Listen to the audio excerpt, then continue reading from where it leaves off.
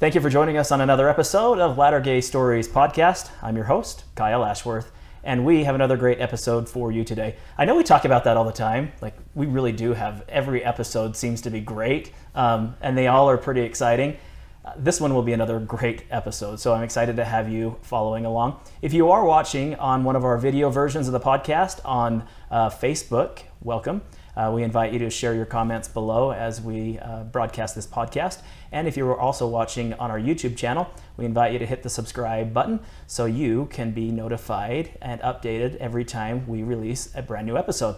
Our YouTube channel also allows us to filter and watch through our comments and respond from this video episode as well. So feel free to leave a comment on this episode on the YouTube channel, or again, if you are following along on the Facebook channel, to kind of a real-time discussion as we go through this interview. Today's interview is exciting for me because we have an opportunity to discuss a topic maybe more in depth, and that is not only the coming out experience, what life is like growing up gay and closeted and finding your own path forward, but our interview today kind of goes through the life and experience of someone who's also an advocate, who is pushing for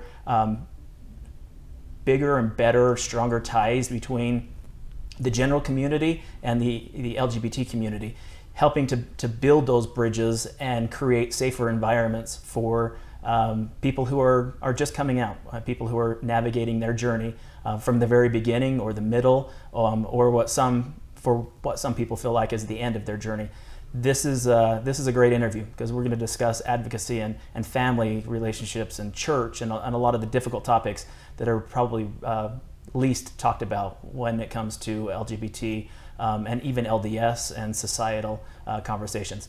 So without further ado, I want to welcome to the podcast Justin Utley. Hi. Welcome. Thanks for having me. So in most of the introductions, it's singer-songwriter, Yeah. LGBT advocate. Favorite uncle. Yeah. Gunkle. Gunkle. Yeah. That's the one I'm most proud of, by the way. Yeah. Good. It's a good one. And you are the best. Yeah. It's not really up for debate. So. Sorry, other family members. Yeah. You got this one all sealed. It's there's something about being. Well, I just have the right to brag about it, I guess I should say. Like, I should have no qualms about trying to be humble about it. It's just the way it is. Stripes that you've earned. Absolutely, yeah. And you can ask my nieces and nephew, and they will unequivocally declare that that's me, because it's not like they're even getting paid to say it. It's just a known fact. It's the fact of life. Good for them. Yes. See, yeah. It's a good uncle to have. Yeah. The cool part about this interview, or maybe I should say the selfish part of this interview, is in so many, I mean, you've been everywhere.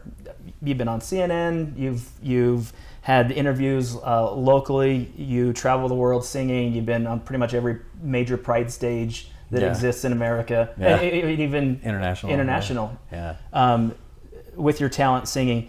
I think the beauty of this interview is we can strip the fame away and get down to Justin's story. Yeah. Because I think that's, in my world, that's what probably fuels your ability to perform and have a message and share that. It's who Justin is, and it's your experience and what you've learned.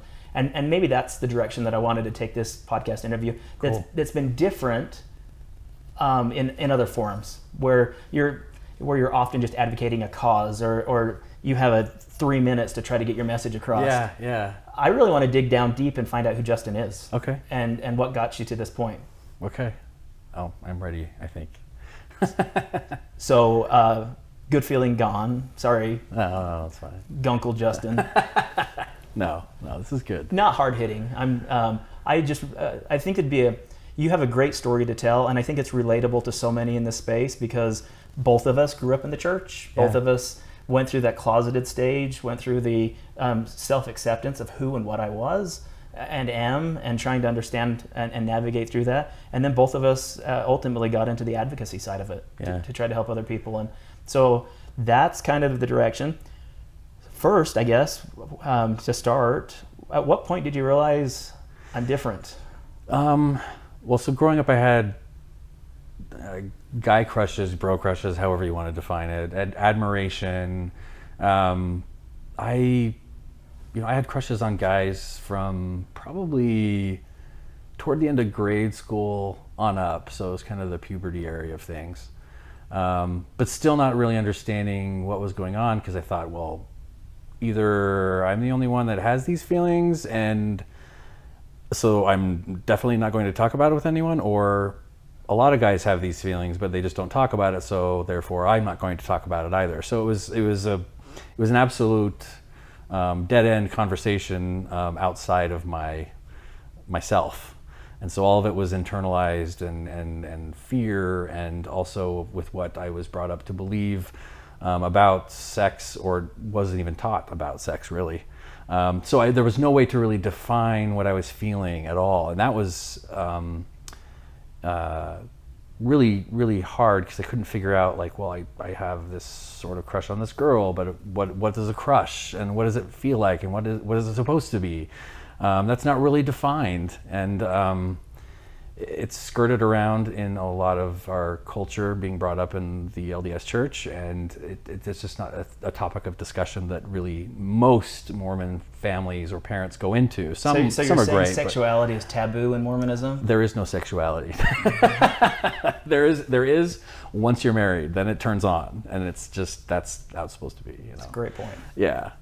We should discuss that a little further. Sure. Later on. Yeah. And so it wasn't until, and I had always really admired guys at the gym and bodybuilders and stuff. In fact, this, again, hindsight 2020, there should be things that were just a clue in, that now looking back, knowing gay culture and the clues and cues of knowing someone's gay or not, it was right there. But of course, being raised in what we are in this bubble, it was I don't know, I happen to I Dream of Jeannie and have a crush on Elizabeth Montgomery at Bewitched, and I don't know why. And I have every Golden Girls episode memorized. Yeah, not quite. I wasn't on that. I wasn't quite there yet. Although I did watch it with my mom, I think. Yeah. Mom's fault. Yeah. But I remember writing the affiliate for Fox back in the day when it was on UHF. And writing them that I loved Bewitched. I was 7. I love Bewitched. Tell Elizabeth Montgomery hello for me next time she comes in the station. She was dead at that point, I think, from breast cancer, but I didn't know. I just wrote this letter and sent it into the station, and then about a week too later, my mom comes in with this package in the mail. And I'm like, what's this? She's like, well, it's for you. And I open it up, and it's from the TV station. And it says, we'll send Ms. Montgomery our regards next time we see her. We're glad you enjoy our programming. And as a token of our appreciation for your viewership, here is a t-shirt of an upcoming cartoon you will probably like. It's called He-Man. And the t-shirt had no picture on it. It just said He-Man. I'm like, well, this sounds stupid. Give me Elizabeth Montgomery and Dream of Jeannie lady, I don't remember her name, which is probably something I should know, apparently with some gay culture people. Anyway, I can't remember either. So. Yeah, right. Sorry. Google it. Right. So I open it. I watching my shows. I'm watching I Dream of Jeannie, and then Bewitched comes on, and then I'm like, all right, let's see what this He-Man thing's all about. And then I'm like, oh, okay, hey, someone in the station knew, somehow that was gonna go really well. But even like that, just no idea. And we played with G.I. Joes, me and my brothers. I was in the middle of 3 boys. And so there wasn't anything too out of the ordinary, really, that I can think of that was any different of an experience of growing up in the suburbia of a multi-Mormon subdivision. It was pretty normal. So it wasn't until my mission in one of my last areas that I went to go check my email, which is at the time something we weren't supposed to have, but I thought it was more efficient and I could spend the rest of my payday doing other things. So I went to go check my email, and the history bar, when I dropped it down, had all these recently visited sites as I was typing, and then suddenly gay sites came up because I was typing MAIL and MA, then manhunt, man this, man that. It was not the Hotmail you were thinking of. No. I was slightly terrified, and then at the same time I'm like, I want to see this, obviously, because it's, you know, part of my sexual identity that I didn't know about. And so of course my companion's watching ESPN on their big screen TV in the next room, and so I just shut the door and I clicked on it, and I saw gay porn for the first time. On your mission. On my mission, yeah. And I felt absolutely mortified because I realized that I was gay. That was this whole feeling I'd been having my entire childhood and my teenage years. These crushes, these admirations, whatever, these were all attractions, and this is what this was led to. And it was a panic because I had been told what, you know, people that were gay, what happens to them and what it leads to, and hashtag all the things, you know. And so it was this big disappointment for me, internally, huge disappointment that even my mission didn't fix that. I'd had some uncomfortable conversations with my priesthood leaders before my mission. They weren't about homosexuality. It was just about masturbation. But they, you know, it was this big power play of shame and control, conversations that shouldn't have been had at all. And then also, before my mission, my stake president pulled this handbook of instruction and then had me read this passage that said masturbation is considered a homosexual act because it doesn't involve the opposite sex and can lead to homosexuality. And I've told, you know, some friends about this, and they're like, no, that's not in there. You know, I've checked it. And it's like, well, it's a different handbook. It's not something the members get. You know what I mean? Like there's a different, as you go up the chain, there's some different documents they get to reference. Yeah, and so what you're referring to is there are two separate manuals. Yeah. There's Handbook 1, and then there's Handbook 2. Handbook 1 is the Handbook of Instructions for stake presidents and bishops. They go through interview questions, certain topics of disciplinary council, excommunication, how to govern the church as a stake president and bishop. So the general membership of the church, they don't have access to that. Right. So that's Handbook 1.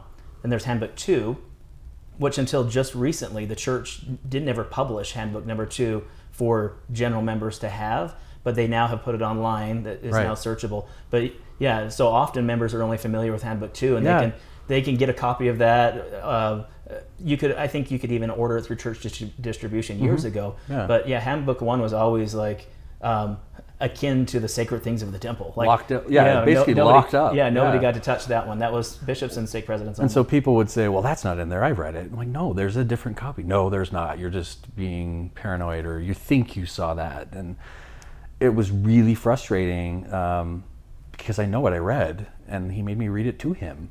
And it wasn't the Miracle of Forgiveness. It was a church published handbook for him.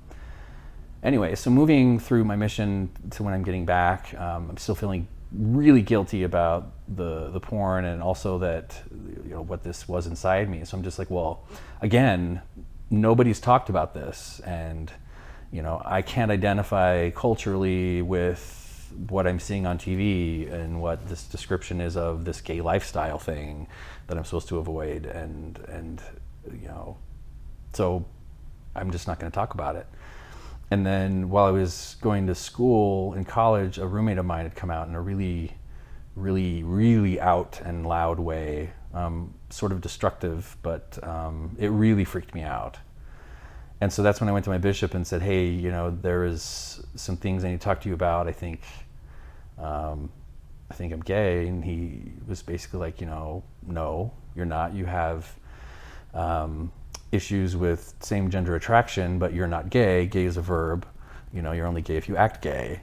and we have a way to fix this. And he directed me to LDS Family Services once a week, and then he told me about Evergreen, which some people I've encountered say is a support group. However, I had access to the same books, recording materials, conferences, leaders, church-sponsored events at Evergreen that were accessible at LDS Family Services. And that's a good point, because so Evergreen eventually morphed into what today is known as North Star. Right. And North Star is a faith-affirming, LDS faith-affirming support group, again. Yeah. We could define that many different ways. Yeah, especially the support part. Yeah. But the interesting part about, and you just bring this up, the interesting part about Evergreen is people who sat on the board of directors who were very influential in Evergreen also bore the title of elder. Mm-hmm. So this was a very quasi entangled group that was very much connected to 50 North Temple. Oh yeah, absolutely. And so that kind of sets the scene as to, especially with LDS Family Services, how much that was meshing together. Yeah. But when you have people who sit on the board who also are in the 70, in the quorum of the 70, and they're regular speakers at Evergreen conferences, Right.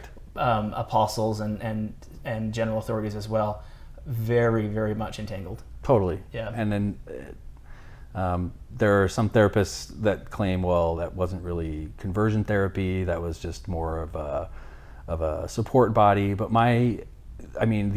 the definition of conversion therapy is any attempt to change someone's sexual identity, sexuality or gender identity, and that was the whole purpose of the group. That was Evergreen. Evergreen's Yes. purpose was to take closeted Mormons or semi-closeted Mormons and ungay them. Yep. And to provide the support through that process. There were discussions, breakout sessions about how to overcome this obstacle or that obstacle, and scriptures and all sorts of stuff. And then we had speakers and specialists, firesides, and people from the 70 and on up that came and spoke. So it wasn't just this random support group. It was very much one with what I was experiencing at LDS Family Services, especially the conversations with the therapist I was seeing, and the facilitator or guest speakers or other therapists that would come and speak at Evergreen. The first little while I was elated. I was so finally, I don't want to say at peace, but I felt like I was sort of safe. Finally, there were other people that I could identify with that were in the same boat as me. And that was extremely important to survival. I mean, not feeling isolated and alone is a huge it's extremely important, especially when we're talking about suicide and those feelings that the walls are closing in. Yeah, and I think that anyone who's listening to this episode who identifies as LGBTQ knows that there was that point where you had to find your herd. Mm-hmm. Like you were out there looking for people who were just like you. Yep. Not only just to identify with them, to say like, I'm not the only one out there, but how are you making it work? Like, how are you surviving? Totally. That's what I'm looking for. Right. I'm not looking for faces. I'm not looking to jump into your history. I just want to know that there are other people out there that are making it work, and then give me those tools. Like help me figure out how to solve myself. Yeah. And move on. Totally. Yeah, it's a good point. And I think that's kind of what I see as a beneficial part of groups like Evergreen or North Star or any of them, because it does allow us to reach in there. But ultimately, the point is to find your herd. Right. And that's synonymous with so many who are listening to this podcast right now. Right. And in essence, though, like, there were no other options of finding a herd anywhere else. True. And that's... Especially in Mormonism. Mm-hmm, absolutely. So it was almost like my bishop gave me this box, and with, hell, fire, and damnation and being cut off from your family for eternity as the only other option. Oh, so you're talking about miracle of forgiveness. Yeah, pretty much. Yeah. That only these things in these box are the things that work, and these are your only options. So it's either eternal damnation and being cut off from your family, or this.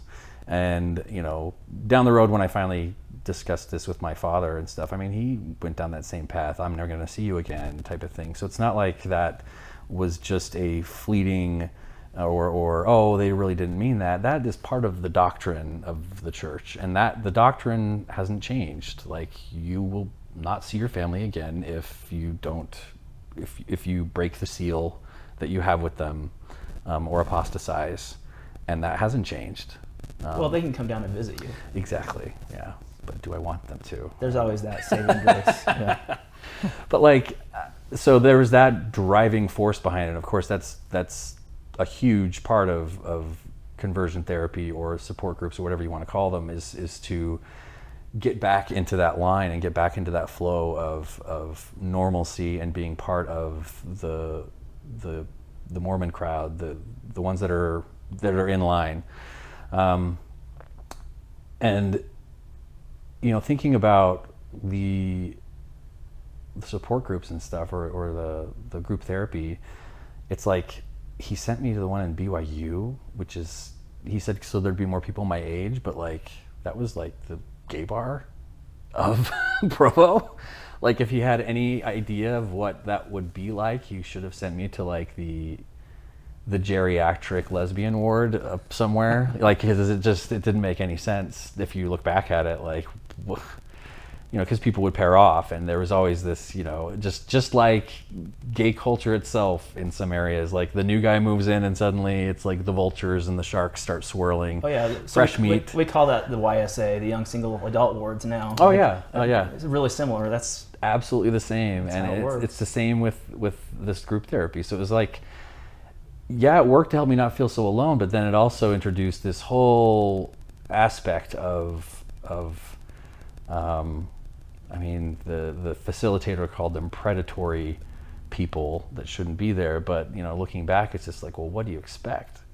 You put a bunch of people that have the same problem or condition, mental illness, whatever you want to call it, in the same malady. Yeah, thank you. That's what President Kimball calls it. Jeez. Yeah, you put them in the same room, and obviously that's going to happen. So I ended up having like a crush on this one guy, and and then other people were messing around on the side, and no one talked about it at the group, because you're technically kicked out if you were in some sort of sexual relationship or relationship at all. And so it just kind of went week to week, just kind of bouncing between one world and the next. And some people went by different names because they didn't want to be identified in public, or have the awkward conversation of like, well, hey, how do you know this person? You just said hi to them, So some guys would actually just use a code name at the group, so in case you called them by that name in public, they'd be like, oh no, that's not my name, I don't know who you are. I mean, it was that much of a shameful situation. It's almost like you're in this like not just a support group, but it's almost like you're in this dirty situation, something that's just so unsavory to the public that you don't want to be acknowledged that you're even a part of it, that you would change your name. It's just really sad. I just went by my name, and I still am in contact with some of the guys there. Since I've gotten involved more heavily in the conversion therapy stuff recently, contact with them has become less and less, almost non-existent with some guys. Just recently, after moving back from New York City to Utah, and working on this album, one of them had a birthday, and I went down, and it was great to see some of them again, but it was almost like, you guys haven't changed. Like, nothing is any different. Like, whether you continued and went to North Star or whatever, like, you're still stuck in this rut of, I can have this mixed orientation relationship with, what girlfriend is it now? And you're still holding on to this idea that you had an erection when you're 14, and that means you like girls still, or it's down there somewhere, or that you're still holding on to, well, I messed around with the neighbor's kid when I was 10, and that's what caused this. It's like, well, now you are 45 and you're not 10. So you can't keep using that excuse, because that's what you said when I was here 15 years ago. Time to move on. Yeah. And like, you're holding on to this, yet, nothing's changed. And that was really frustrating to see. And I'm kind of off topic in a way, but it really hit me hard that, like, you know, we're fighting to end this practice of conversion therapy. Ultimately, that's my goal, because it isn't evidence based. It is mental abuse. It's spiritual abuse. Trying to change someone's sexual identity is fundamentally and ethically and morally wrong. It conflicts with the person's identity. It conflicts with the person's dignity. I experienced that firsthand, and it was absolutely a shameful, broken process where almost every part of anything that I could cleave to as human was almost just stripped. I could identify as, you know, part Italian. You know, I could identify as you know, any other aspect of my life could have an assigned identity to and have some dignity in, except for that. Then it was just this disgusting part that it was just vilified. I was identified, vilified, and like completely broken away from me. And so I saw my friends and especially with traveling, you know, I meet people that come up to me, and especially in the smaller cities and towns, where they just don't have access to a bigger community. They're like, well, yeah, you know, the furthest I could make it with the money I had saved up as a kid was here, and this is as far as I can go. And, you know, I'm like, how are you on relationships and this and that? Do you have a boyfriend now? It's like, well, no, I can't figure out how to have a relationship because of the stuff that I've been through. And I see some of these friends of mine that are in the same boat, and it's almost like, yeah, we're all in the same boat, and it was great at the beginning, but eventually you can't all be in the same boat, especially if it's sinking. You need someone else in a rescue boat to get you out of this. Great point. And so my concept is to bring the resources into one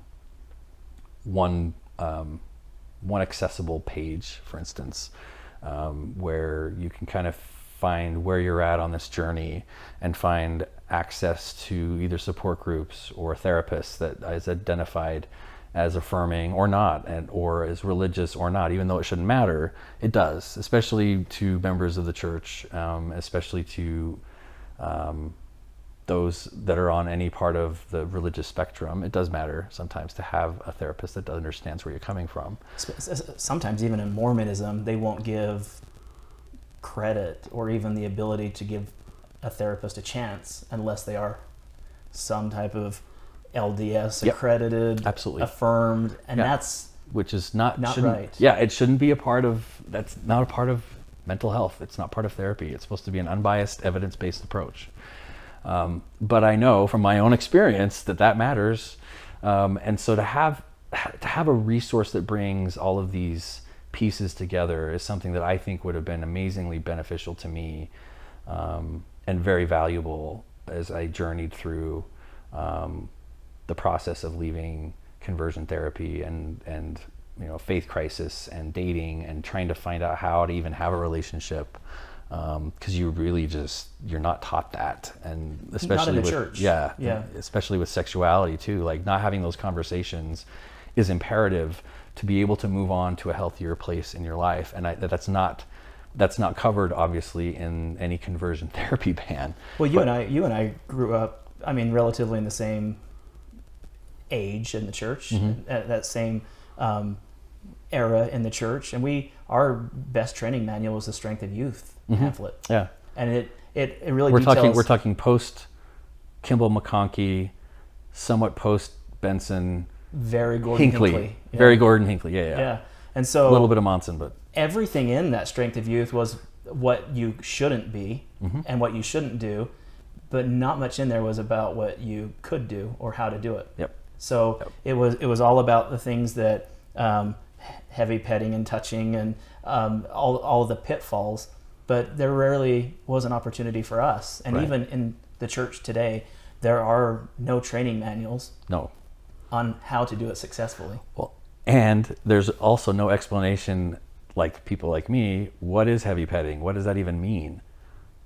Does anyone want to ask that question? No, no one's asking that question, so I'm not going to ask it. Well, it's just taboo as a law of chastity lesson. Like, who wants to talk about that? What is that? Yeah. Get away from that. Right. And there was an elder on my mission that was learning English, but he confused chastity with charity. And so his law of chastity talk was a little interesting. I would have signed up for that. It was pretty amazing, actually. Yeah. And I mean, I was always one to ask why and try to figure out the reasons behind things. And so any answer that was, we'll learn about it in the next life, or that's not for us to worry about now, that never sat well with me.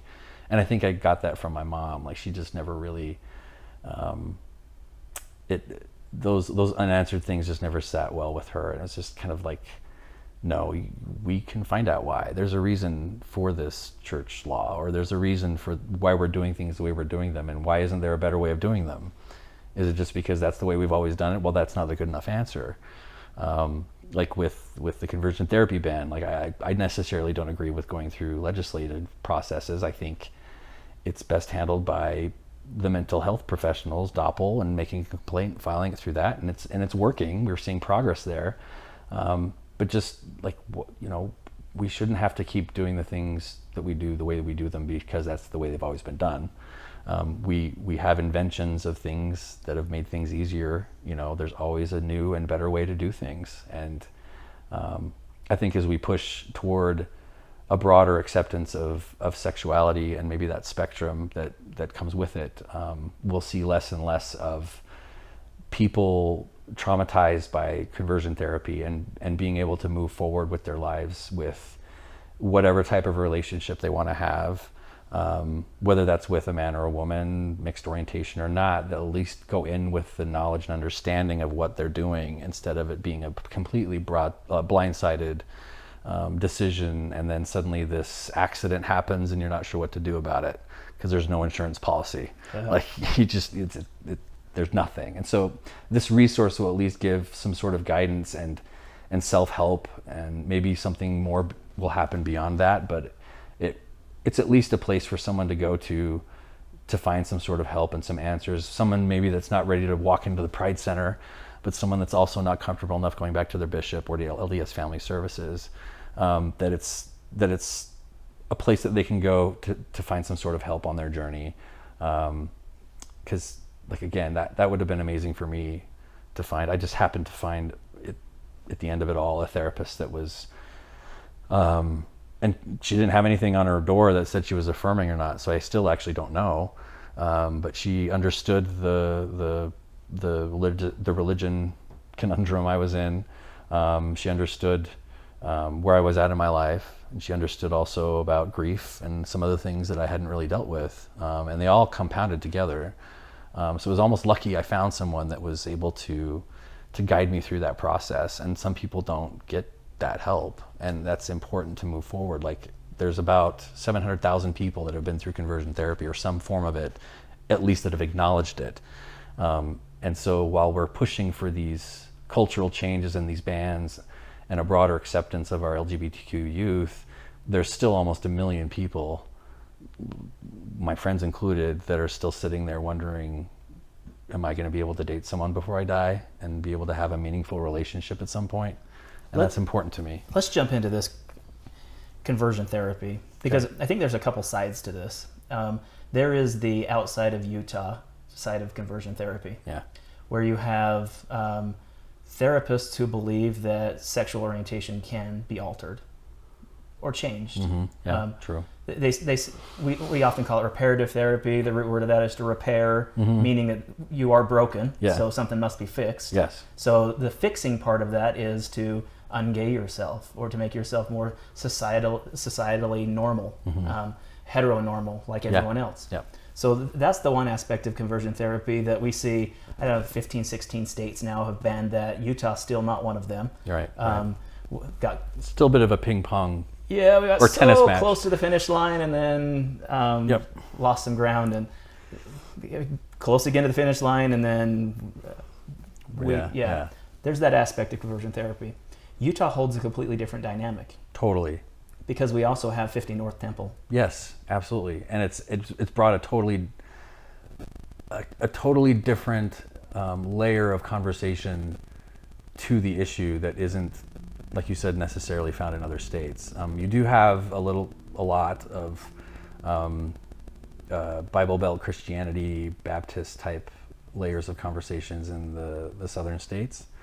But there is a different conversation altogether, though, when it comes to conversations within the doctrine of Latter-day Saints. And that has to be acknowledged as part of the conversation. Otherwise, it's not going to work. We can outlaw conversion therapy in the state of Utah, but there's another layer of conversion therapy that exists when you and I went to our bishops to discuss this with our bishop, and the result of those meetings were, well, you need to pray more.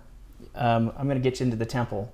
We need to give you another calling. Yes. You need to get more immersed in the gospel. Or the one that was always the favorite was, well, what are you doing in your life? What sins are you committing to make you susceptible to this I talked about rated R illness? movies, and apparently that was like the culprit for one of the weeks. Yeah, and we can jump all the way back into the Kimball era, where even homosexuality was defined as, the causation was masturbation, no father figure, or being abused as a child. Right. Those are the three causes of homosexuality. For many people in Mormonism, in Latter-day Saint culture, they still believe that those three are the causes of sexuality. Well, and in Utah, we have a situation also where child sex abuse is the highest in the nation. 1 out of every 5 girls and 1 out of every 4 boys are sexually assaulted before they're 18. And so, unfortunately, that was the option that my therapist had presented to me after my first year and a half in conversion therapy, because it was kind of in this rut of where I was just like, well, this is not really working like I thought it would. And then it was like, well, sometimes people don't change until after they're dead or the resurrection, and this whole other conversation. I'm just like, what? Like, no, that's not what is explained to me. And there's a dude I talked to, and he's like, no, I've been doing this for like 10 years, and I still, have to, repent of going to these rest stops and messing around with guys, behind my wife's back. And the other day I got arrested, and now it's in front of my kids. And like, wait a minute, what? Like, you've been doing this for 10 years? And the conversation he had apparently from his explanation was that his bishop and stake president considered it a mental disorder, or he was a sex addict. And so these indiscretions at these rest stops were just part of his illness. But the minute he actually has a boyfriend, then it's absolutely going against the doctrine of the gospel, and he's to be excommunicated. But not for these absolutely dangerous, unhealthy encounters that he's doing, because that's who he is, and that's part of his sexual need that he requires as a human being, the way he's made. So when I heard that, it's completely just flipped over in my mind a few times. Like, what? Like, this is totally the opposite of healthy. Like, you're hitting your head against this wall for 10 years and you're not thinking to yourself, maybe there's something else missing. And so when I had the conversation with my therapist at LDS Family Services, and also brought up the idea of child abuse and things, that's also what caused it. But that wasn't, I thought in my case, it wasn't. Like, my dad was there for me. He was scoutmaster for like 500 years. There were all sorts of scout camp equipment in our house and in our backyard and in the garage at all times. So there was nothing that was not involving my father in some way or another. And then my mom, being overbearing, I mean, she was a paranoid Italian mother. She had 3 boys, and so literally the overbearingness came to get outside, like, get out of my house. Please. Like, yes, please. So no, that didn't stick either. And so then this conversation of abuse came into play, and then my therapist was like, well, there is something called a repressed memory, where something is so damaging mentally or emotionally or psychologically that your body has basically made your mind forget it. And then that's the road we took. And I believed after a certain point that I'd been raped as a child repeatedly. In fact, I was told not to come out to my family, because once you come out as gay, you can't go back in, and it causes rumors and this and that. What would the ward think? What would the ward think? Yeah. And so I came out that I was sexually abused, and the trauma that caused members of my family wasn't healthy. Obviously it was not true, but I didn't know that at the time. I was running with anything they could give me because that was in that box that I was given by the bishop. The praying, the scriptures, the therapy, then this and this. Yeah, and it goes back to the masturbation, no father figure or abuse. Right. Boom, we got it. Absolutely. And that it's a verb, not a noun. It's a social construct. It's what the society wants you to think is okay, and all of that other stuff. And it's behavioral. And that I'd learned the behavior somewhere. That was another thing. And so that's where that answer came, was from, well, the perpetrator must have been the one that taught you how to do these things. And that's why you think they come naturally, because this is a conditioned response that you've been taught. And I heard that a lot, especially in the Evergreen realm of things, this conditioned response, and also from members of the church from their own, digging into this at that point, that it was just this learned response, and that anyone can have a sexual trigger to anything that feels good. And if you get into the wrong type of sexual stimulation, and then you're basically making yourself like that. So like I'd made myself gay, or I'd masturbated too much, or I'd been molested as a child, and that's why it was over here now. And so running with that, they determined that I was feeling anxiety and all these feelings of depression, and that was triggering this PTSD and this behavior of me seeking out that type of encounter. And so I was put on antidepressants and anti-anxiety medications and some stuff for PTSD, and I didn't need it. And the frustrating thing, fast forwarding to now, I'm sorry that I'm kind of jumping around, but it all ties in. I'm still on one of the medications that I was prescribed, and I can't come off of it because it was in my system so strongly for so long.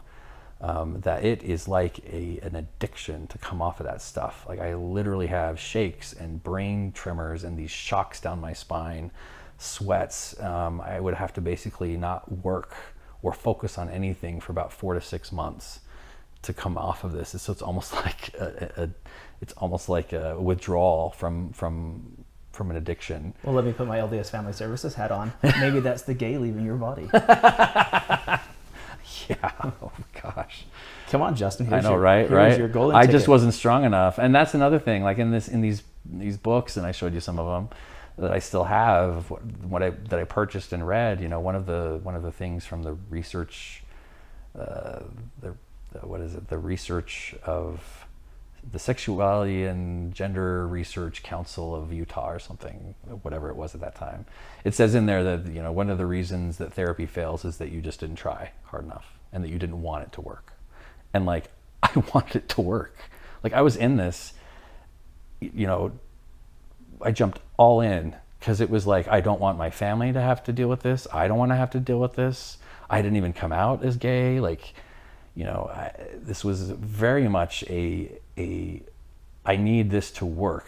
Like I need this to work in order to live and survive in this life. And so I ran with that lie about being molested. And I remember talking to my cousin and other members of my family about who could have done this to me in my neighborhood, and there were instances of other kids being molested, of course, because that's unfortunately the statistics are what they are, our society. Right? And it's awful.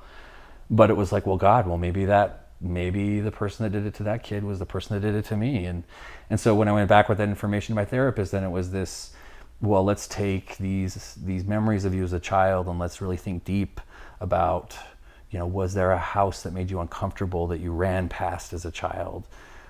Yeah, there was this one that had pine trees, and it was like all wooden, and it was a lot different than the other houses. And I remember walking past that really fast. So, oh my God, that must have been the house that it happened in. And piecing together these like fragments of memories of my childhood. I almost thought, well, I think I remember the linoleum in the kitchen now, and I think I remember the clock on the wall, and I think I remember the window coverings and the wallpaper, or this or that, and it was all these little fragments of other memories of uncomfortable feelings that came together into this convenient lie that this is what happened to me. And with talking about this now and going through what I'm going through, some other stressors in my life as well as life goes. My psychiatrist, after knowing my history and stuff, he actually said, well, the drug that you're on now, it's what I would prescribe you now for what you're going through, unfortunately. He's like, and it's kind of interesting that I would prescribe you now to be on this drug when, like, to put you on something to combat everything that you went through based on this lie. It's just kind of this really effed up 360. That's pretty crazy. Yeah. Like, I'm putting you on something to combat everything that's happened to you, and it's the same drug they put you on at the beginning. Yeah. So we created a problem. Yeah. So let's break it until it's fixed. Right. And there's for mental health and stuff, it's we're finding out more and more about it. I think also because more and more people are willing to talk about it and bring it to the forefront of a conversation. Great point. Yeah. It's almost like our trans community. People have mentioned, well, there's just more trans people now. I just don't understand where this is coming from. It's like, no, we've always had members of our trans community here. They've just not been able to talk about it, and it's not like people are just suddenly flippantly deciding to do this. There's a lot of questions when you're a kid. There's gender bending and all sorts of things, but there's legitimacy behind the fact we see more of our trans community out there, because now they can be, at least it's a little bit safer than it used to be. Yeah, it was interesting how society even started labeling. You and I both remember when Ellen came out, and at least in my family, I remember there were a lot of discussions about, well, should we watch it? She may make you gay. Right. Even just participating in a television show, watching a television show could make society gay. Right. And then when more and more people started coming out, there was then that instant will and grace and all of the very small LGBT or even just LGB references in society and media. They started taking all the arrows. Mm-hmm. They were those who were the groups that were being blamed for more and more homosexuals being made.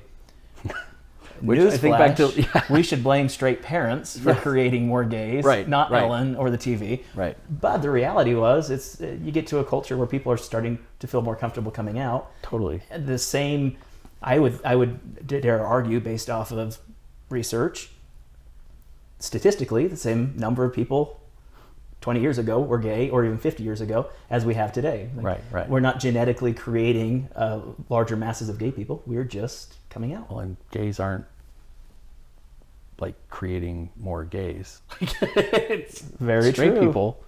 So, and there's an argument there that even within Mormonism, especially within mixed orientation marriages, if there's a genetic component to homosexuality where a gay gene is passed on, where the church invited so many people, and even quasi still today is encouraging mixed orientation marriages, then that would explain why we have a higher percentage of gay people in the LDS church. Oh yeah, because we are breeding more gays. Well, so that's an interesting topic. There were some gentlemen and friends in my therapy group that I went on my mission with. It's just like, what is going on? Like, it's like this good son syndrome, I think, is part of it too. Like, oh, well, I'm feeling this way and it's not normal, so I'll go on my mission and it'll fix it. I think that's a very common thread that isn't really talked about a lot until you're out of the woods. Yeah, which is exactly back to this dichotomy that we have in Utah. The second wave of conversion therapy is like mission, marriage, children is the other form of Mormon messaging. Yeah, go on a mission, come home, get married, have kids, this goes away. Yep. If the mission doesn't make it go away, marriage will give you a few more things to worry about in your life, then that goes. If it doesn't go away after marriage, then children for sure will give you other time things to think about. That's right. Yeah, you'll be making babies. Yep. And raise, like that whole scenario, it causes so many more problems. And then I think another great point you brought up that we should probably talk about too is this idea, because I think it goes hand in hand with the ridiculous number of LGBT suicides in Utah. and that is this idea that we're broken and the resurrection will fix this. That message has been taught from the church. It specifically, Elder Wickman and Elder Oakes spoke about this in 2006, where there was no mincing of words. Elder Wickman just laid it out and said, this is a mortal issue. This is a defect of the body, essentially, and that the resurrection will fix that. What more of a clarion call can you get to a confused teenager who and I think you and I both can identify with that feeling of, if I could just fall off a cliff, if I could just make it look like an accident, the resurrection will fix me. I've tried and tried and tried. I've prayed. I went on a mission. I got married. I had kids. I served religiously in church. I fulfilled every calling. I went to the temple. I paid my tithing. But I'm not fixed. So, how does this go away? Well, the resurrection is what I'm taught. Yeah. So, there's this way out of it. There's this ultimate way out of it, whether it's brought on by my own hand or through something else. We were talking earlier. There was points where I was just like, please, just kill me now. I don't have anything accessible to me to do this right now. So please, just take my life. Because it could be, I could justify this both ways. Completely. Yes, I think you no and matter I, how much pain it causes anyone else, I will be done with this, and they will understand that this was the only way out according to the doctrine. If this isn't fixable until the resurrection, then this is my only option, because I cannot live another day doing this. The gentleman that I dated after I decided to put the conversion therapy on hold, he ended up passing away from a heart attack, and it was totally unexpected and blew my world upside down. For all anyone knew, my friend at the gym died. No one knew anything. It was like I went right back into this lonely part of my life, and it was even more isolating than it was before. To want to go to his funeral and know that he wasn't out to his family and that I couldn't. It was so sad. And his brother asked me to write something, just knowing that I was a friend. And I wrote this. I still have it on my computer. It's this really beautiful letter that talks about the love of Christ and how that he's perfect, and that he'll be fine in the next life, and that the resurrection will fix anything that he had been going through. I haven't talked about that in a long time. That letter, I had seen it a few times in the last few years, just in my backups of my hard drive, and I've read it glossed over it a couple of times and just rolled my eyes and been like, oh my gosh, this is ridiculous. How stupid I must have been, or how ignorant I was at that point. And now I feel like, that was real. That was that was honest to God core real, grieving for him, and that was the only way I could do it, and finding some sort of comfort or legitimacy with what we had, and that being my only way of thanking him for taking the time out to care about me. It was devastating. I remember going to the temple and not in a session on the temple grounds after they closed, and just kneeling down and crying and pleading with God to just kill me instead of damning him, because I was the one that knew better. My bishop, when I finally told him what had happened, he had told me, because I tried to find some sort of solace and comfort or direction spiritually or something, because obviously the therapy didn't work, and it doesn't. And that leads to suicide. That's I think the statistics are 300%. It increases suicide actions and planning and attempts by 300%. Forms of conversion or reparative therapy. Yes, when you've been through those, whether they're formal conversion therapy or if it's kind of like what we discussed with this almost unofficial religious, well, pray enough and this and this and this. Like, it ultimately will fail. It does not work. So the feelings of just wanting to end my life were tremendous. And when my bishop told me, you as a priesthood holder of the Melchizedek priesthood, more is expected of you, and you know better than this, and God took away Brant from you because you're not supposed to be in this type of relationship, and now you've just made your existence and dealing with your same gender attraction even harder because you went against what we gave you, the tools we told you to use. You did exactly the opposite of what we told you to, so now you've just made it harder on yourself. So it's like putting more and more and more of the blame of being me and just vilifying part of my identity, making that so ugly and unwanted. It just made it even harder to bear. Like, it just made the weight even heavier and heavier and heavier. And then he went through and said, well, and then I need to know exactly what you and he did, because you need to be repentant and you need to have godly sorrow, not just because he's gone, but because of what you did. So it was like I have to separate my grief and have more grief for having a relationship with someone I cared about. I have to have more grief about that than about losing him. He would ask me things like, did you have your garments off when he did this to your genitals? Or, did you have your genitals coming through the front of them? And just some really specific things. And it was humiliating, and I felt so ashamed. And just at this breaking point of just absolute humiliation, I mean, it was a really dark part of my life, and I didn't want to live. And a friend of mine that I was texting with knew that I was in a really dark place, and he called the police, and they visited my dad's house first because that was on my license, and so that alerted everyone in my family that something was wrong. And for all they knew was that my friend at the gym had died and that I had been molested as a kid. They didn't know anything else of what was going on in my life. And my stepbrother told them, well, I think he's at his mom's now. So they went to my mom's house, and that was just another layer of paranoia and panic that set in.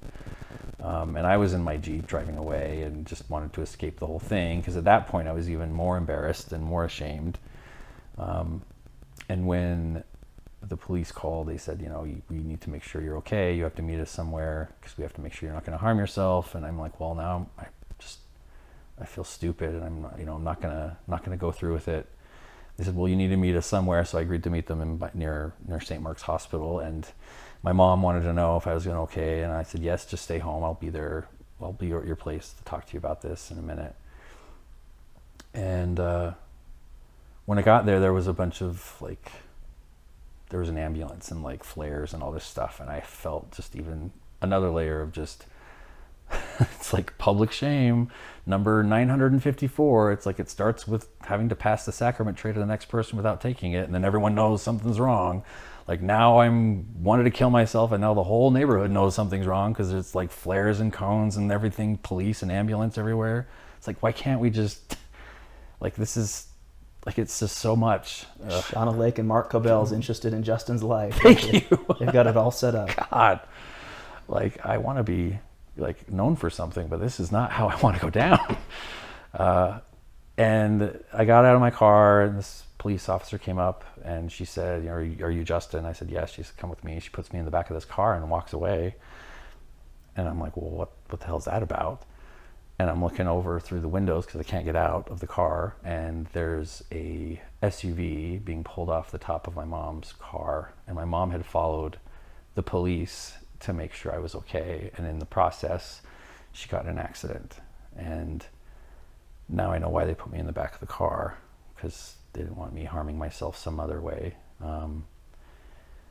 And so I sat in the police car for about an hour. They put my mom in the hospital, and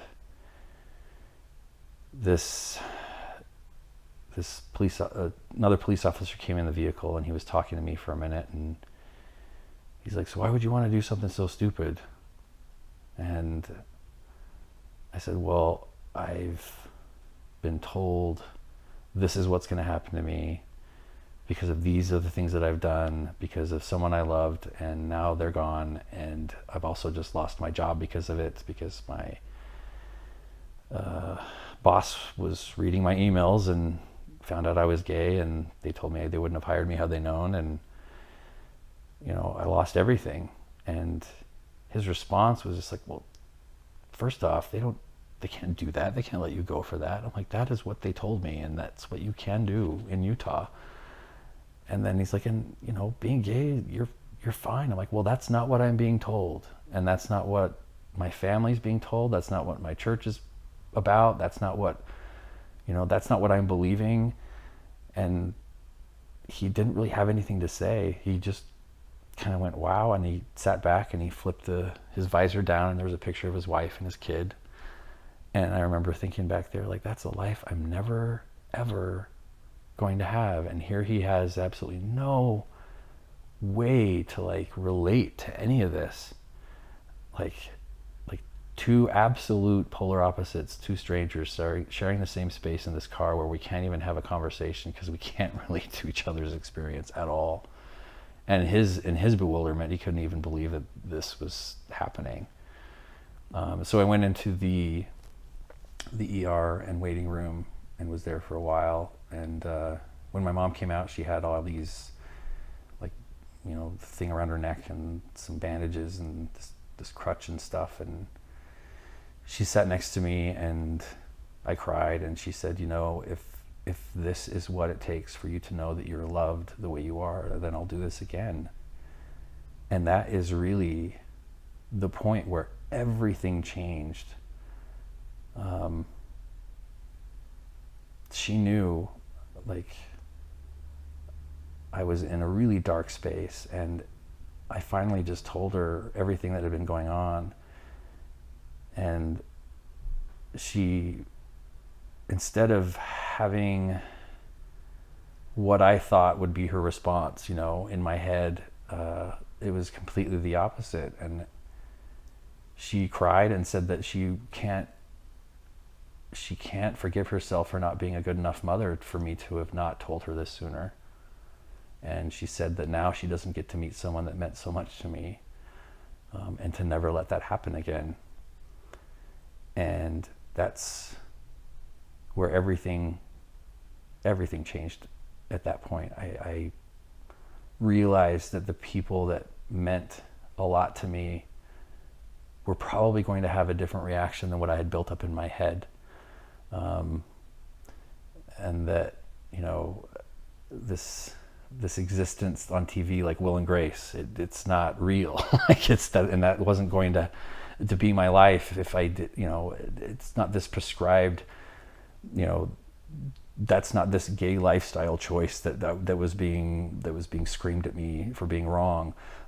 That specific scenario was one of the many possibilities in my life after I started seeing a therapist that could really walk me through, all the things that I'd been through, and in an unbiased and completely evidence-based way to treat what I'd been through in a mental health standpoint. Really brought me through to a point where I finally could see, the forest from the trees, because it's so hard when you're in the middle of it all to see where you're at and to see that there's even a way out of this. Because everything that we were taught was like this side of the aisle. Mm-hmm. And everything on the other side of the aisle is fantasy. Yeah. And because Will and Grace, how could they afford that apartment, really? And my girlfriend at the time, when I was going through the therapy, actually said, "Well, I'll be fine having a Will and Grace type relationship with you." And that blew my mind, because at first I'm like, I don't know if I want a kind of relationship with you, first off. Secondly, why should you have to settle for that? Good point, yeah. You know, but so this difficult space, because everything on this side of the aisle is all fantasy. We just create it in our mind. Yeah. Like we just imagine what it could be like, and no experience, no training, no anything. And all that we have over here is just like in the moment. And there's so many of us will build walls around this to keep us from trying to perceive or imagine or build expectation into that world.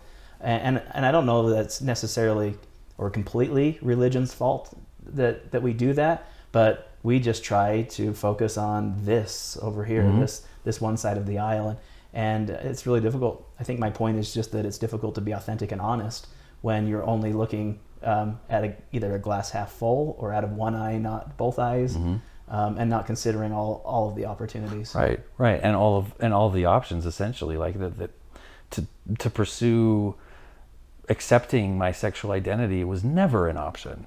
Correct. Ever. Yeah. Never. Never brought to the table. Because it usually meant that you failed. Right.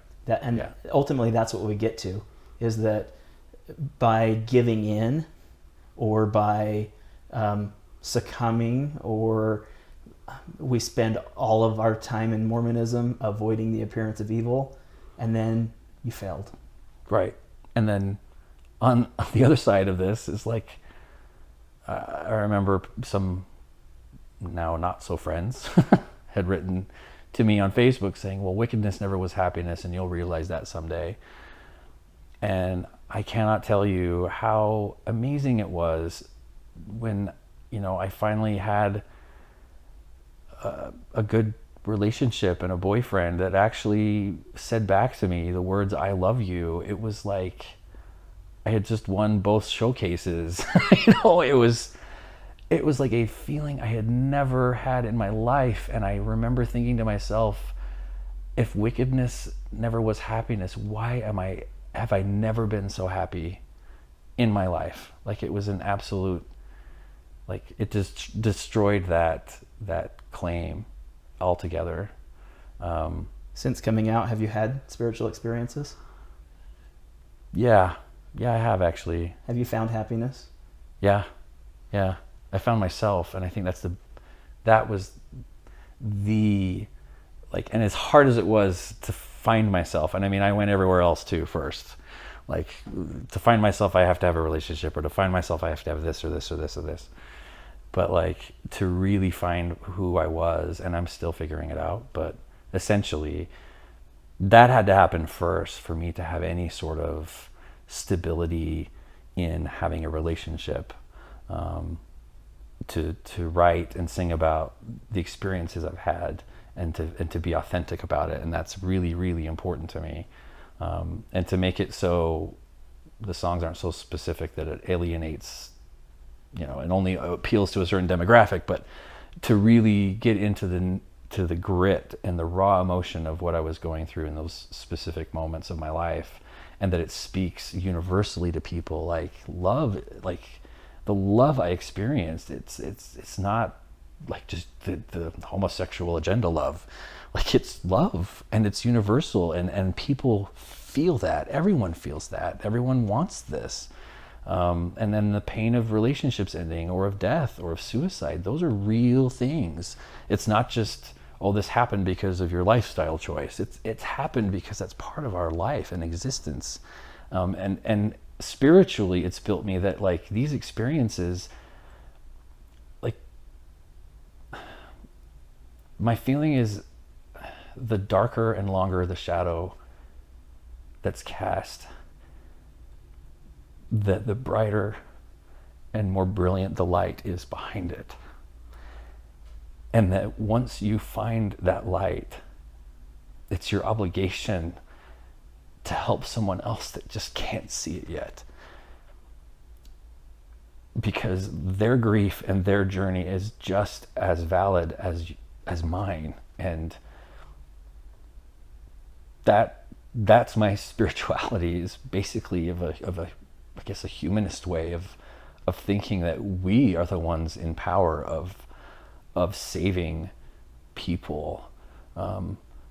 It's not necessarily up to this power in the sky. The power in the sky is the one that's given us that ability to reach out and reach back and bring people up. We have the power to create things, to destroy things, to give life, to bring death and destruction. Like, all of that's in our ability. And I'm a strong believer, and just from my own experience, I guess I can say that's been a spiritual experience after another, is to do what I can to show people that way out, and that it's not leaving everything you are and who you loved behind, but it's embracing finally who you are, and that you are a beautiful, beautiful person inside and out. And if you think that no one's going to know whether you've lived or died, they will. And the fact is that once you get out of that dark space, you can help create even more change. You don't have to be assigned a mission in life. You are a mission. You are here to use that gift that's been given to you of life, and to try to help someone else have a better one, is my religion, I guess I could say. This is really interesting, because as I love that analogy, the light and uncovering that light, because now I need to go back to like Matthew chapter 5, 14 and 16, like, ye are the light of the world, the city that is set on a hill. Absolutely. Cannot be hid. Yep.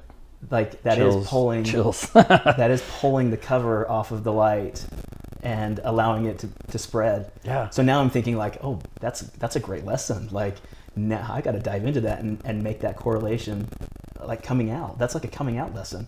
And I've never put that together until you just started talking about that. Like, there could be a great parable there. Yeah.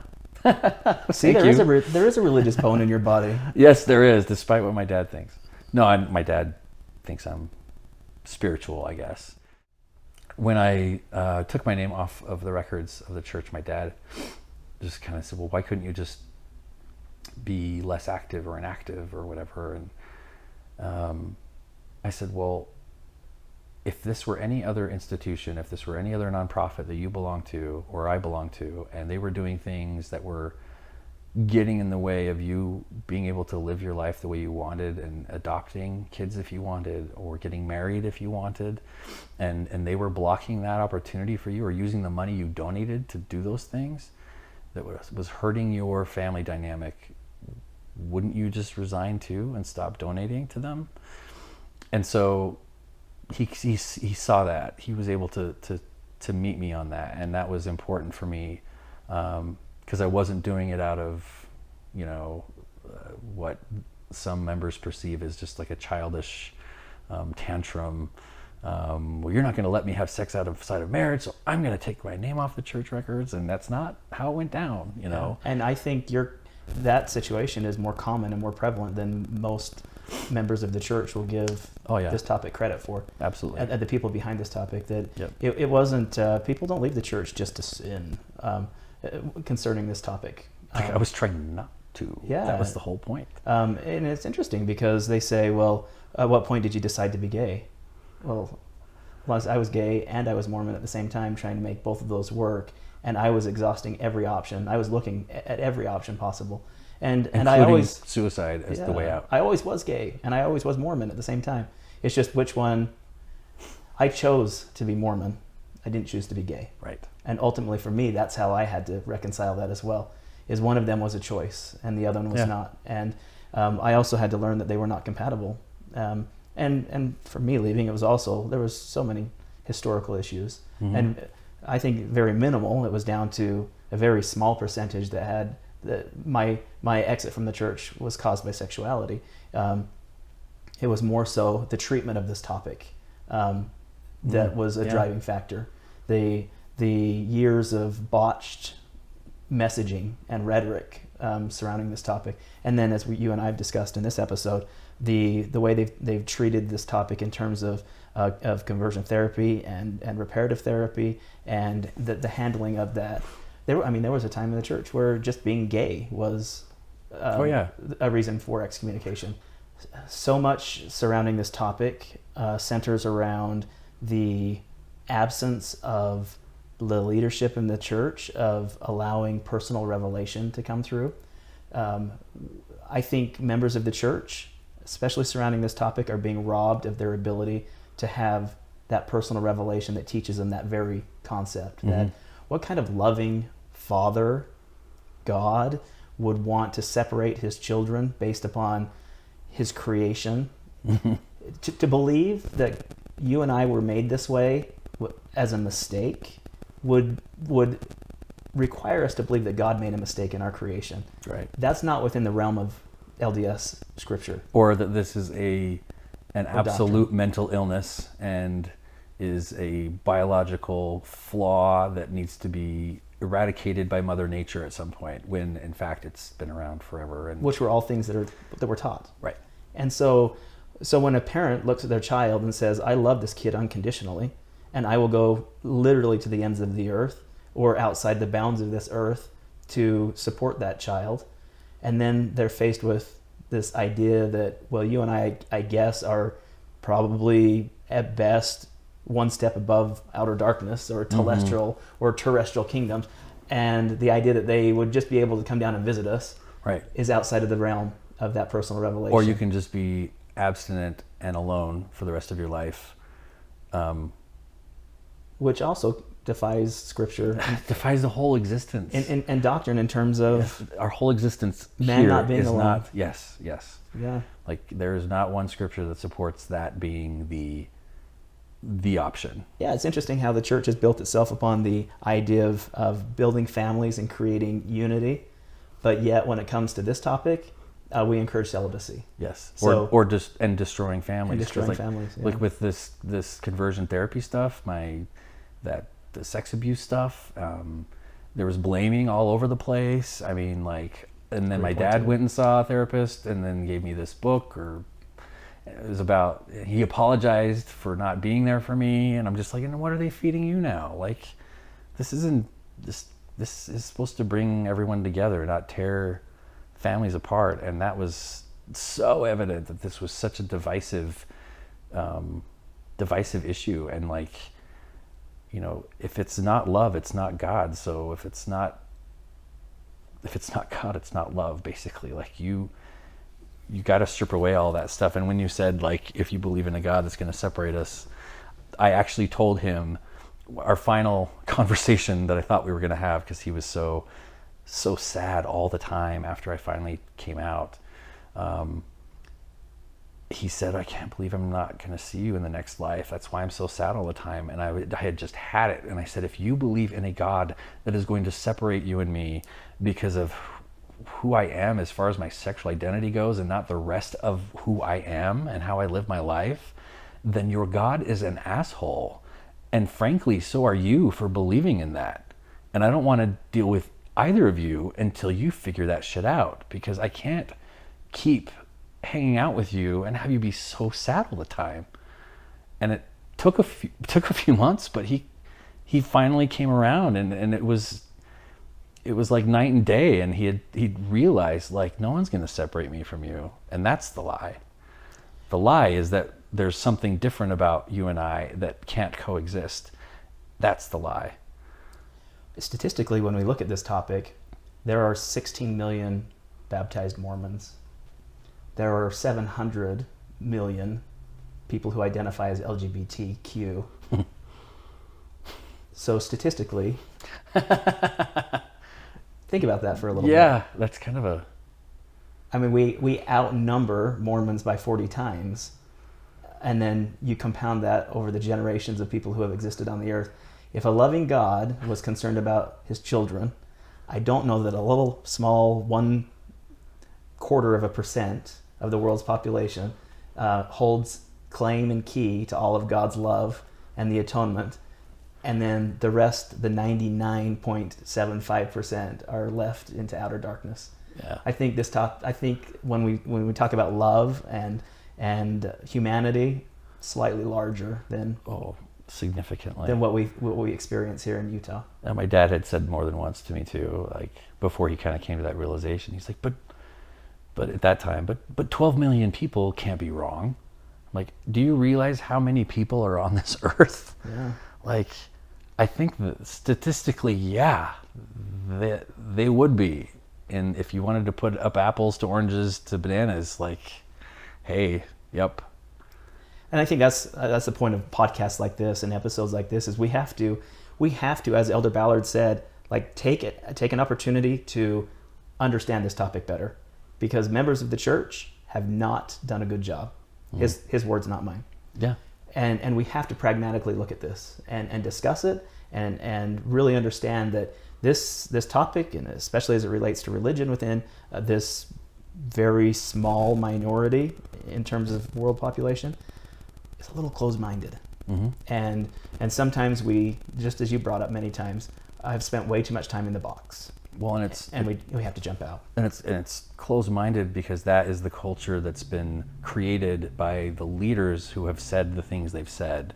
And I'm a huge proponent of not sitting idly by and not calling out the people who are causing the damage and the suicides and things where people make excuses and that you can't pinpoint where the suicides are coming from. But it's as clear as day, and parents that are struggling with having gay kids to begin with aren't going to be the first ones to step up and say that's why their kid committed suicide. So of course the numbers are skewed, and no one's going to be frankly and clearly honest in those situations, because it's the hardest thing probably in this life to lose a child to that specifically.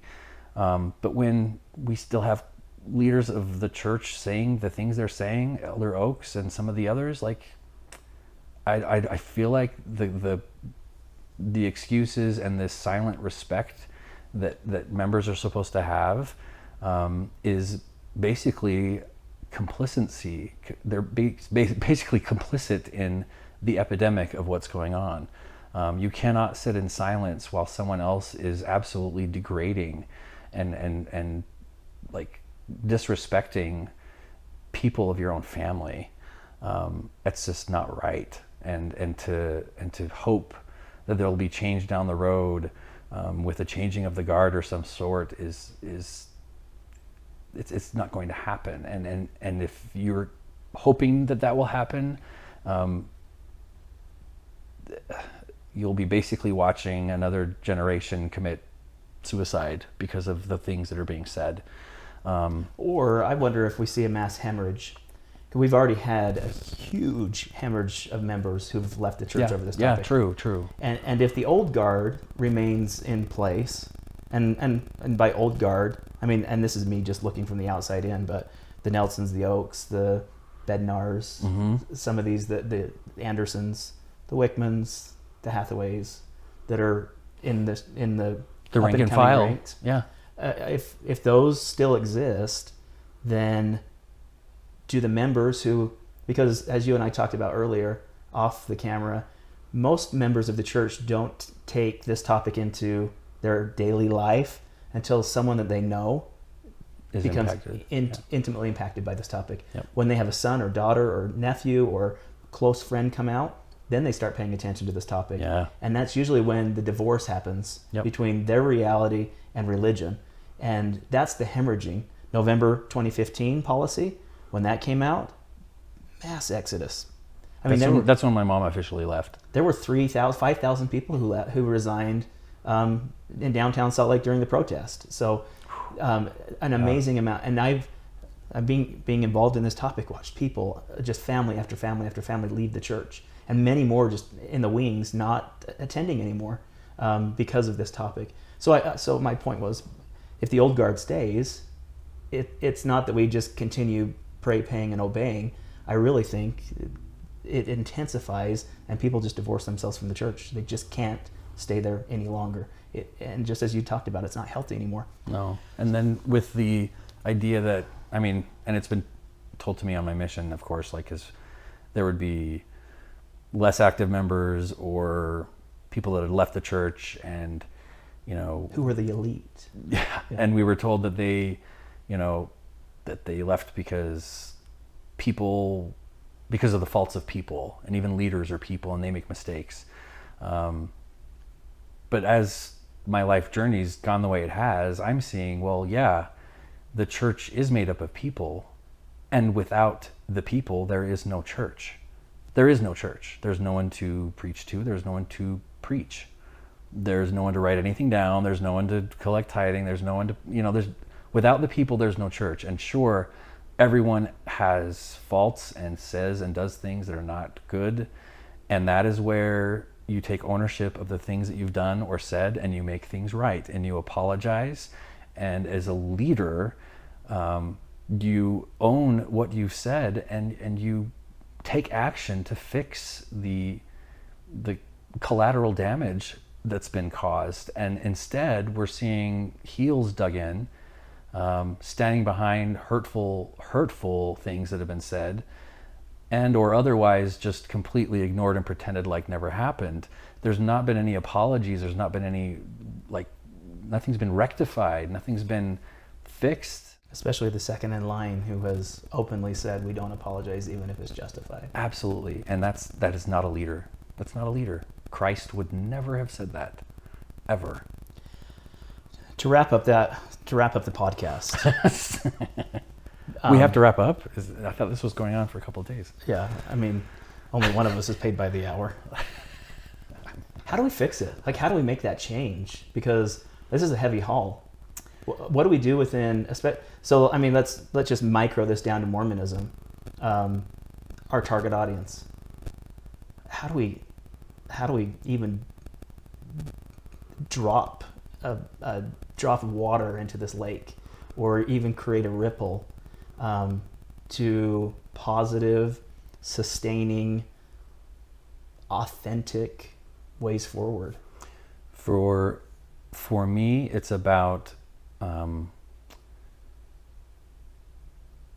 having the dignity and respect for myself and my family, that if a leader has said something egregious and not just off the cuff, but something deliberate, that you hold them accountable for it, like you would any neighbor, like you would any school teacher, any principal that has said something that's been absolutely horrific, that's caused trauma to one of your kids.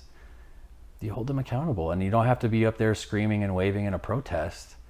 It can be accomplished in some other ways that are hopefully constructive and hopefully heard by the person you're communicating to. But ultimately, it's your responsibility to not just be a bystander, but to take the action. And doing that, to me, creating that ripple is just bubbling it up, sending an email, or you don't have to be this loud activist on the steps of anything or carrying a sign, but and even posting about it on Facebook if you're comfortable, and just calling out exactly what was said and who said it. That brings the discussion out, and as uncomfortable as it is, it needs to be discussed, because pretending that it'll go away when the next change of the guard happens, we've already passed that point a few times now, and it hasn't changed. And so if the leaders themselves won't take accountability, then it's up to the members to hold them accountable.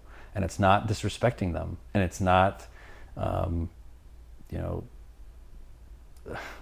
making light or speaking ill of the Lord's anointed, and defiling any of the covenants or breaking any of the covenants you've made in the temple. It is literally your job and an expectation of you as Latter-day Saint to stand up to the injustices of other Latter-day Saints. We call that sustaining. Yeah. Sometimes we forget that sustaining vote, there are multiple levels of sustainment, at a ward level, at a stake level, and at a general level, where the members have the opportunity to raise their hand and sustain leaders.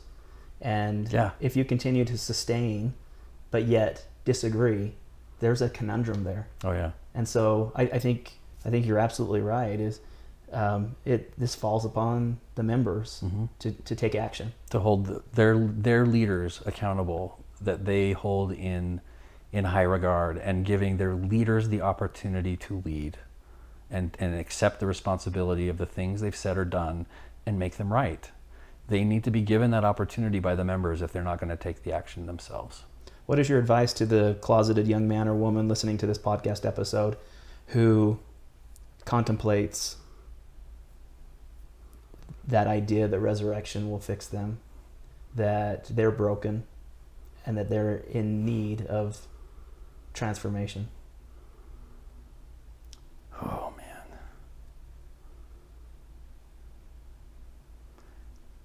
That you can't see it now, but there's an entire existence of happiness that can be yours still, and it's never ever ever too late, even if you've just gotten married or engaged, and even if you're on your first kid or your 10th. As hard as it is, being your authentic self is the only way I believe God wants you to live, because any other way is a lie, and Christ didn't live in an unauthentic way. He was all about walking the talk. He didn't demand people follow him. There was no forcing and no putting everyone in a box. Like, you can't exist because I'm existing over here. There was absolutely none of that. And so there's a beautiful existence waiting, and it's a process to get there, but it is absolutely worth it. It is absolutely worth every really dark evening and every friend that I lost. It's been worth every uncomfortable discussion that I've had to get to a place where I feel that I am the person that God meant me to be, and to absolutely love and accept myself is the first step in a beautiful existence in life. And it still has its ups and downs, but this, it's been a really rocky road and a roller coaster all at the same time, but I wouldn't have it any other way, because I love who I am, and I can absolutely embrace myself instead of wishing I was someone else.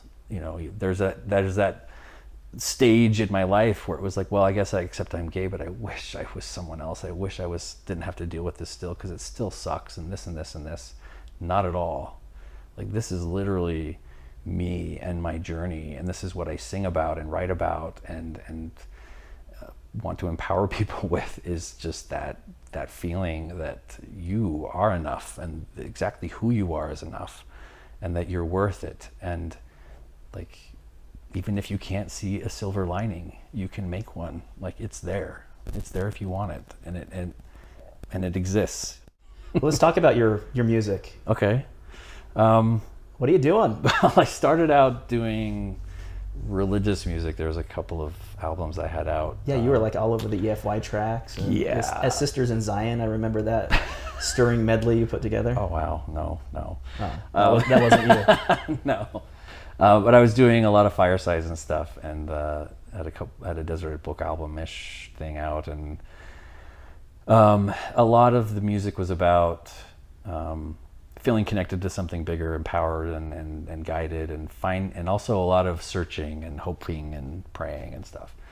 And then I started writing from life experience when I started going through the conversion therapy stuff, and that's when I realized the world wasn't so black and white anymore, and things dipped out of this Mormon contemporary sounding thing to more of a rock-based sound. I listened to a lot of my parents' records growing up, and one of the ones my mom had, she had a few Billy Joel records, and I remember listening to that, and that's kind of how I found my percussiveness on the piano, and it's kind of how I started writing more rock stuff.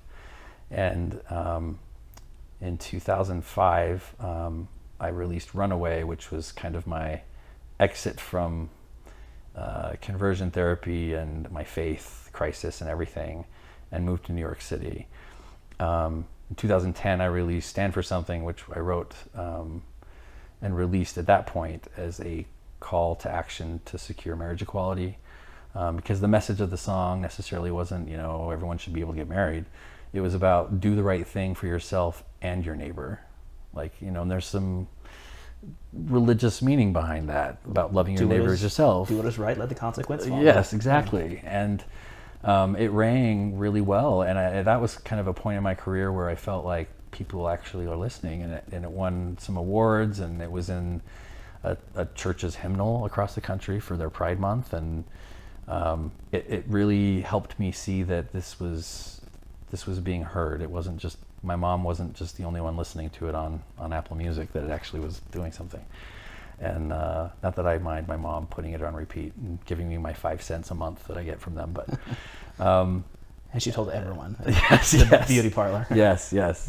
And then I kind of write in linear sequence, and so the next album was kind of about the journey from starting in New York up until that point. And then I moved back here to Utah, and I picked up where I left off, and really wanted to get into some deeper discussions on mental health, and really take the kid gloves off, and be able to be, I don't want to say like more political or anything, but just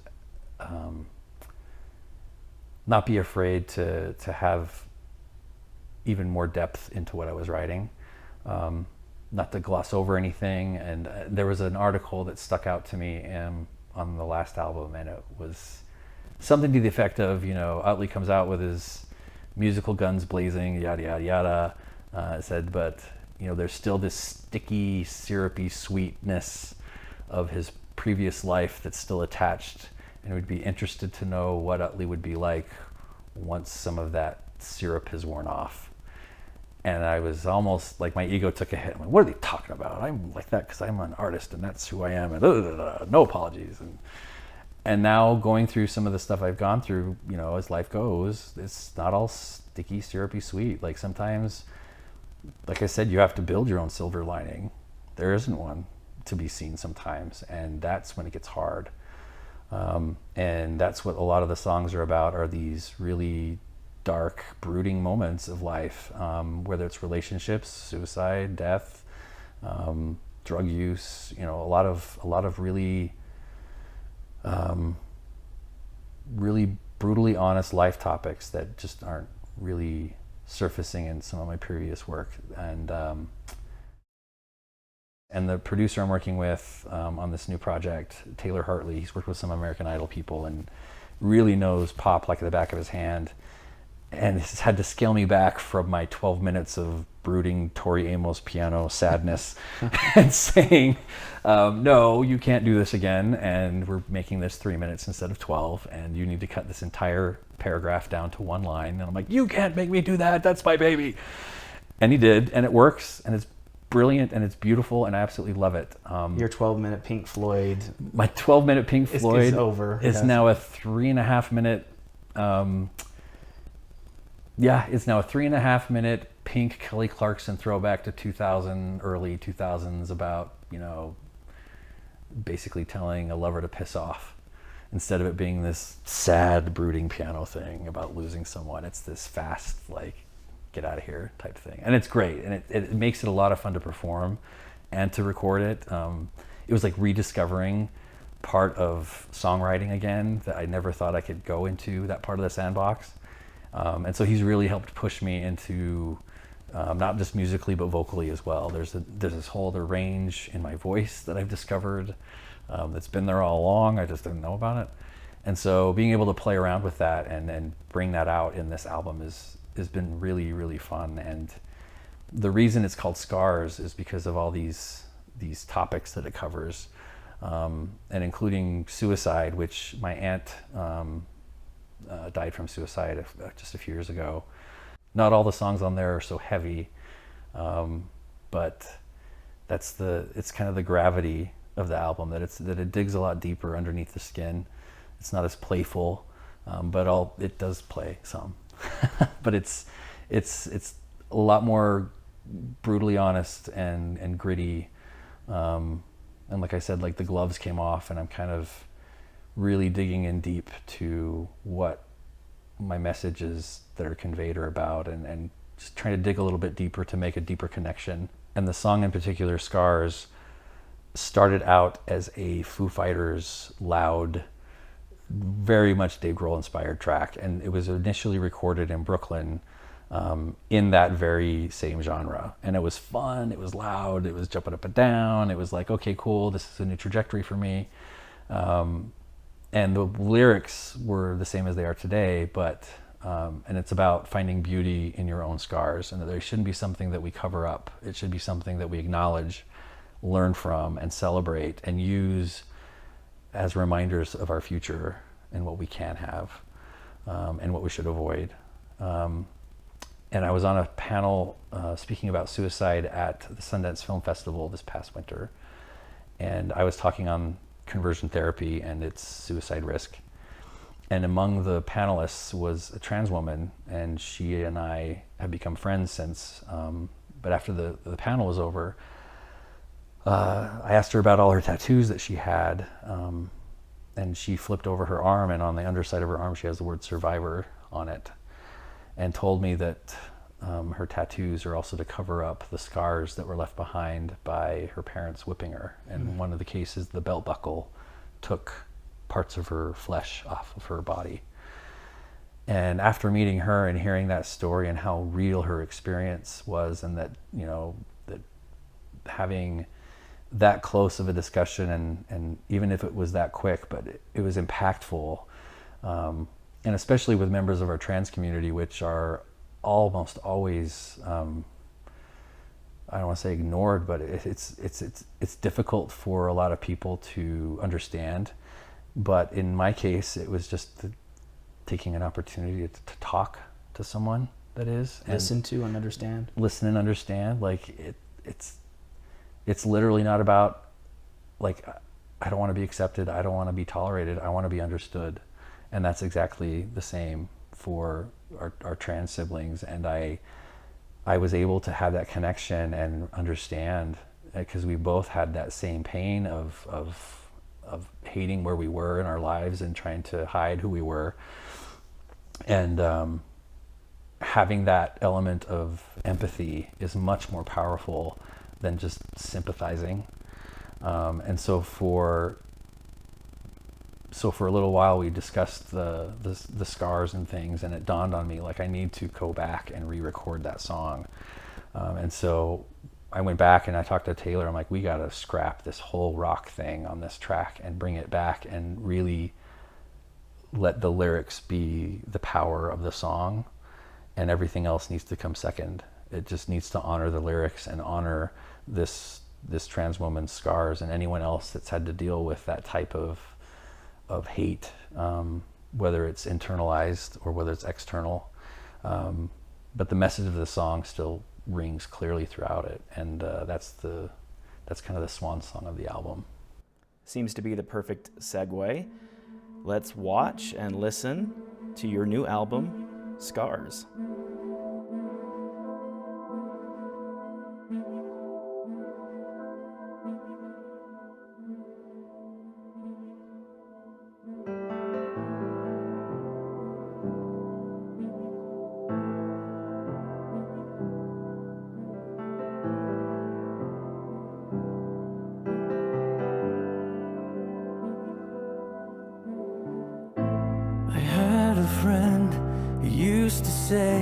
He's waiting for a better day.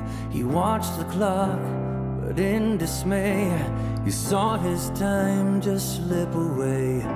He never thought he'd live to tell he was in a living hell. Well, I'll show you mine if you will show me yours. I'm not talking dirty minds, I mean your scars. Yeah, the ones you keep from healing, the kind that keep on bleeding, all the secrets you've been keeping from the start. Let me see your scars.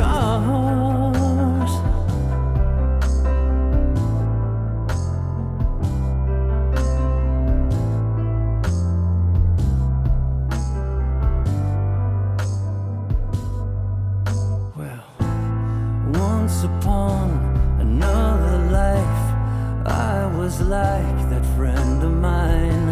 I couldn't see through the haze or past the nose on my face. I played the part, I told the line. It broke my heart and blew my mind.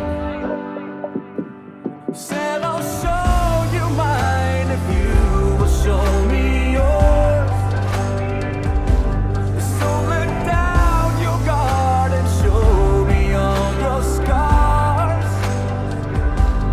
All those lies you keep believing, all the signs you're just not seeing, 'cause they're hanging from the ceiling of your heart.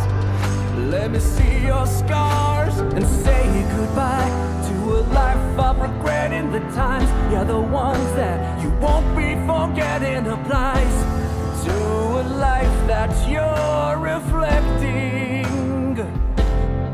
Yeah, they shook you till you wanted to give up, and they took almost everything that you're made of. And look, now you're the one that they're afraid of. You see your scars.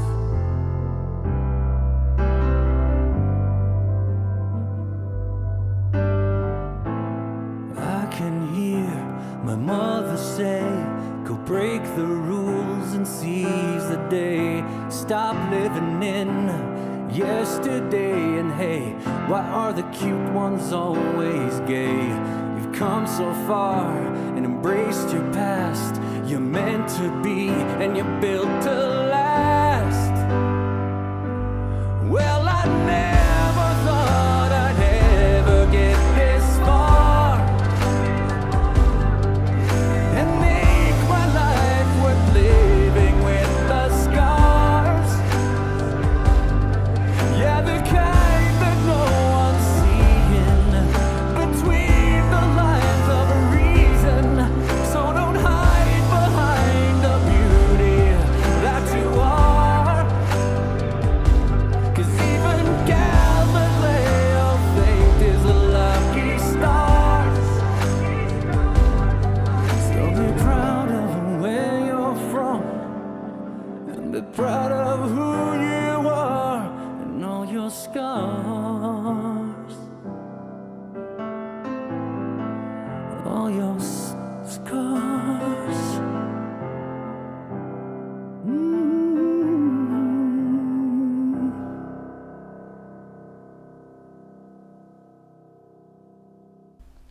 JustinUtley.com. Yep. Where else can we find your Facebook, music? YouTube, Instagrams, the Twitters. Just type in Justin Utley, and there's a real estate guy that sells properties down in Texas. That's not me. And there's another one that won the world-class shooting range competition. That's not me. I'm the musician one. There's only 3 of us, I guess, out there. So, Good. but you can just Google me, and the Survivors video will come up, and a lot of other things. So. Yeah, the Survivors video's great. It's beautifully done. I couldn't have wished for it to be better. It's beautiful. Yeah, I really, really liked it. So I probably gave it a couple extra watches like your mom. So. Oh, sweet. That's another 10 cents. Yeah, so you got your 10 cents out of it. You've got your 25 cents out of me. I'm out of here. Awesome. I can retire. Any last and final words? Anything you wanted to say that you didn't say? I really appreciate you taking the time to invite me on, because a lot of people, when they hear activist or anything that I've been involved in, sometimes it shuts doors and it's frustrating. I like to think that my mission was a 2-year activist thing. It just depends on what side of the aisle you're on. And right now I'm in a place where I'm trying to bring a balance and a level of understanding to bring sides together and find the commonalities that exist, which is love and acceptance and understanding, which is what everyone wants. So thank you for having me on, and I hope this builds a bridge of some kind for someone out there that's learning about themselves or trying to figure out a path. And it's not all glamour, it's not all fun, but I can tell you the authenticity is worth more than your weight in gold in the end. It's a beautiful place to be in your life, whether you're with someone or not. It doesn't matter. Like, having yourself and being yourself is the greatest gift you can give yourself. It's important to take that left foot in front of the right foot, rinse and repeat. Yeah. Oh yeah. Let's make progress together. Yeah, definitely. Yeah. So thank you. Justin, thank you. You're welcome. Yeah, thanks for giving us a few minutes. Just a couple. Yeah, it really has been great. Thank you. The Latter Gay Stories podcast is your opportunity to better understand the experience, the LGBTQ experience, the experience of those who identify along that spectrum. We talked a lot about conversion therapy today. Two different aspects of conversion therapy. The one that has been in the news so much in terms of legislation and banning conversion therapy. And currently, during the production of this podcast, there are only 15 states who have banned conversion therapy in the United States, with so many more with pending legislation or legislation that needs your help. And really the purpose of so many activists, conversationalists, people who are trying to make a difference in society, requires efforts on your behalf as well. Let's have a conversation. Let's talk about this not only in our families, but in ward buildings and among community members and legislators and those who are in a position to help push conversion therapy out of the realm of society and into a system where we can accept and honor people for who and what they are. The other half of that conversion therapy issue was what we see in modern day Mormonism. This idea that praying more, attending temples more, serving in religious societies more, sinning less, studying scriptures will convert or rid or repair somebody of something that they're not defect of or broken or in need of repair. That's another aspect that we don't talk much about. And I encourage you to find ways, even in your own life and in your own congregations, with your bishops and stake presidents and even at your own kitchen table, to discuss ways of healthy and positive progress, and understanding that sexuality doesn't change.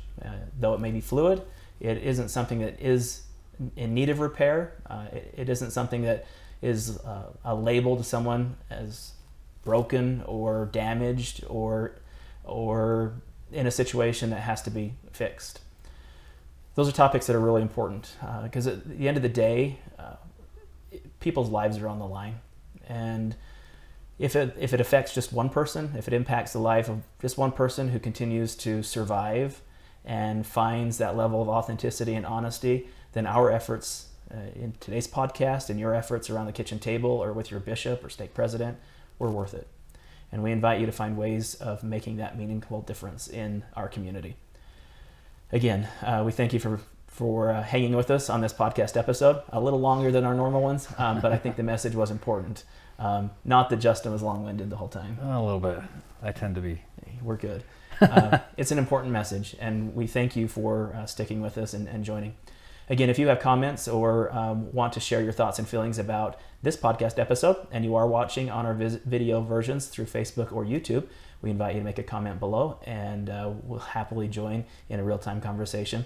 And if you're listening to the audio version of this podcast, wherever you listen to podcasts, we invite you to subscribe to this channel and also share, like, or leave a comment in any of our social media spaces. The Latter Gay Stories podcast is your opportunity to understand the intersection of sexuality and reality. But most importantly, this is your opportunity to continue writing your Latter Gay story.